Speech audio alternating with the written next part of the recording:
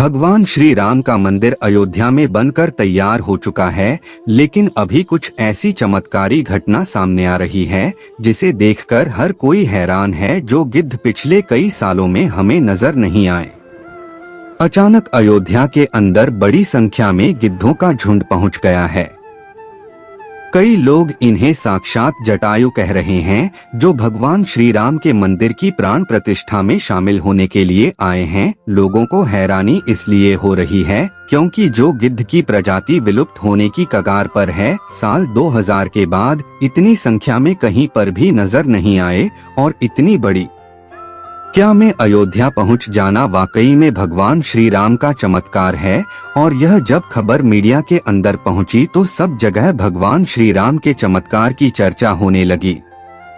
इस चमत्कार को आज साइंटिस्ट भी मान रहे हैं। आज के इस वीडियो में भगवान श्री राम के मंदिर बनने वक्त हुए वह चमत्कार बताएंगे, जिसे सुनकर आप भी चौंक जाएंगे। आखिर क्यों नेपाल से 2 विशाल शिलाएं लाई गई थी, जिस भगवान श्री राम की मूर्ति बनाई जानी थी, लेकिन उनसे मूर्ति बनाकर दूसरे पत्थरों को गया। वीडियो शुरू करें उससे पहले कमेंट में जय श्री राम जरूर लिख दें और वीडियो को एक लाइक जरूर करें। शुरू करते हैं आज का वीडियो दोस्तों, जिस मौके का पूरी दुनिया इंतजार कर रही थी, अब वह घड़ी आ गई है। अयोध्या में प्रभु श्री राम मंदिर बनकर तैयार हो चुका है। 22 जनवरी को राम लल्ला की प्राण प्रतिष्ठा की जाएगी, लेकिन उससे पहले ही चमत्कार के ऊपर चमत्कार देखने को मिल रहे हैं। सबसे पहला चमत्कार तब हो गया जब लोगों को अचानक जटायु के वंशज गिद्ध आसमान में उड़ते दिखाई दिए। यहाँ तक कि भगवान श्री राम के भक्त इन्हें राम मंदिर की प्राण प्रतिष्ठा में आए मेहमान मान रहे हैं,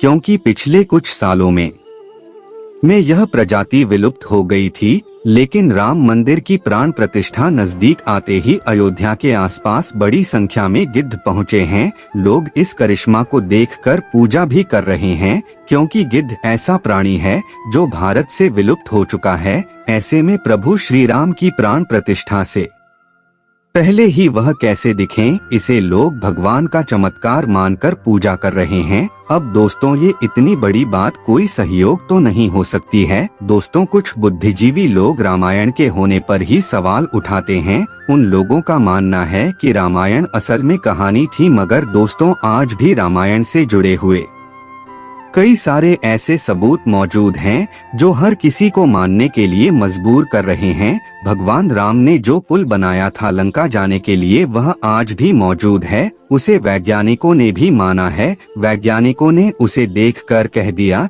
कि यह कोई प्राकृतिक नहीं है, बल्कि इंसानों द्वारा बनाया गया है। और इस जगह पर वह पुल बनाया गया था, वह आज भी उसी जगह पर मौजूद है। उस समय भगवान श्री राम ने अपने चमत्कार से पत्थर को पानी के अंदर तैरा दिया था और उन तोड़ते हुए पत्थरों पर कदम रख के वानर सेना लंका में गई थी। दूसरा सबसे बड़ा सबूत रावण की लंका है। रावण की लंका का आज भी मौजूद है और यह चमत्कार भी बहुत बड़ा सबूत है। जटायु गिद्ध प्रजाति से ताल्लुक रखते थे, वहीं जटायु भगवान श्री राम के परम भक्त थे। दोस्तों, जटायु और भगवान श्री राम के बारे में रामायण में भी कई बार हमें जिक्र मिलता है।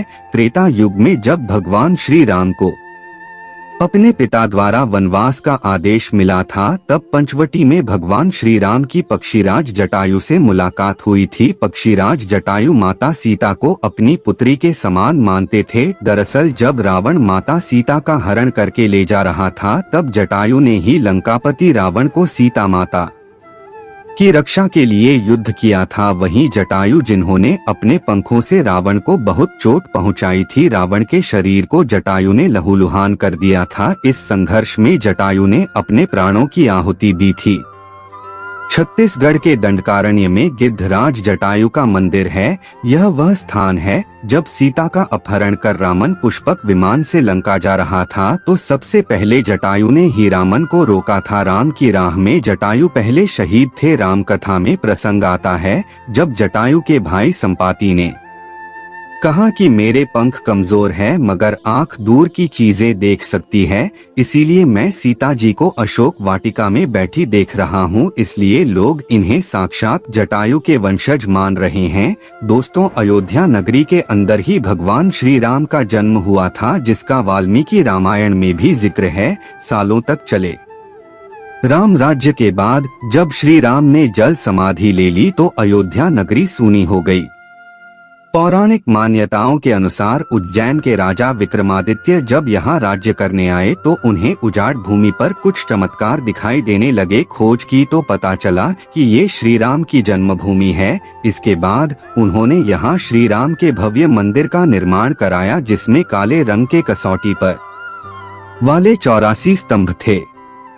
समय समय पर यहाँ राजाओं मंदिर की देखभाल की, लेकिन 14वीं शताब्दी में जब भारत में मुगलों का शासन हुआ तो श्री राम जन्मभूमि को नष्ट कर वहाँ बाबरी मस्जिद बना दी गई। 1525 में राम जन्मभूमि मंदिर को बाबर के सेनापति मीर बाकी ने ध्वस्त करवाया था। बाबरी मस्जिद जबकि 3 गुंबद थी, जिसके बाहरी हिस्से में एक चबूतरे में श्री राम के बाल स्वरूप की पूजा होती थी। इसे राम चबूतरा कहते थे। लेकिन 1950 में बाबरी मस्जिद के मुख्य गुंबद के ठीक नीचे वही मूर्ति निकली जो सदियों से राम चबूतरे पर विराजमान थी। बाबरी मस्जिद और राम जन्मभूमि मंदिर पर चले विवाद के बाद आखिरकार श्री राम की अपनी जन्मस्थली पर प्राण प्रतिष्ठा हो रही है। अब एक सवाल यह है कि आखिर अयोध्या में भगवान श्री राम की मूर्ति बनाने के लिए नेपाल से 2 विशाल पत्थरों को लाया गया था। इन पत्थरों को लाने के बाद आखिर क्यों उन पत्थरों से मूर्ति नहीं बनाई गई? ऐसी क्या वजह थी कि नेपाल के उन 2 से पत्थरों की जगह दूसरे पत्थरों का इस्तेमाल किया गया?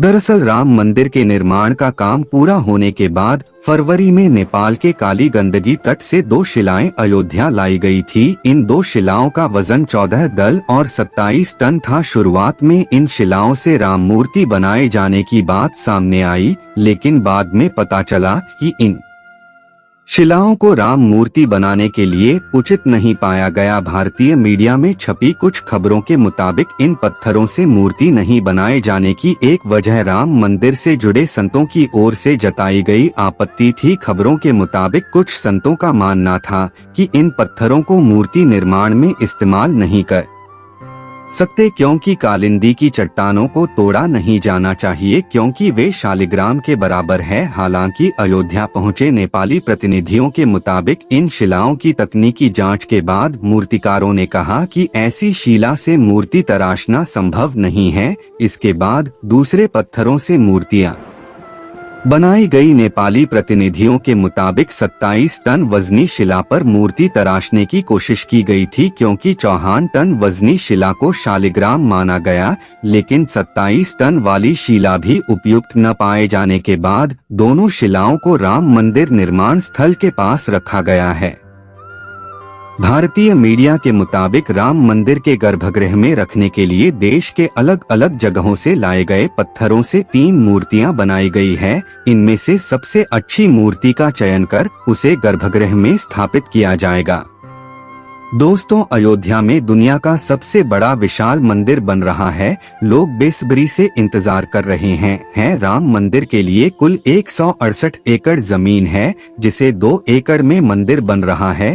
पहले मंदिर के मुख्य शिखर की ऊंचाई 128 फीट थी, अब यह 161 फीट होगी। 3 की जगह 5 गुंबद और 1 मुख्य शिखर होगा। वैसे तो साल 2020 में ही काम शुरू कर दिया गया था। प्रधानमंत्री नरेंद्र मोदी ने 5 अगस्त 2020 को अयोध्या में राम मंदिर की आधारशिला रखी थी। साल 1992 में बाबरी मस्जिद को ढा दिया गया था, जिसके बाद हिंदू पक्ष और मुस्लिम पक्ष के बीच इलाहाबाद हाई कोर्ट से लेकर सुप्रीम कोर्ट तक लंबी कानूनी लड़ाई चली। इसके बाद नवंबर 2019 में ऐतिहासिक फैसला सुनाया और आदेश दिया कि अयोध्या में विवादित जमीन पर मंदिर बनाया जाए। इस फैसले में यह भी शामिल था कि केंद्र सरकार मस्जिद के निर्माण के लिए सुन्नी वक्फ पथ के 5 एकड़ जमीन उपलब्ध कराए। अब दोस्तों, आप इसे लेकर क्या सोचते हैं? कमेंट के माध्यम से जरूर बताएं।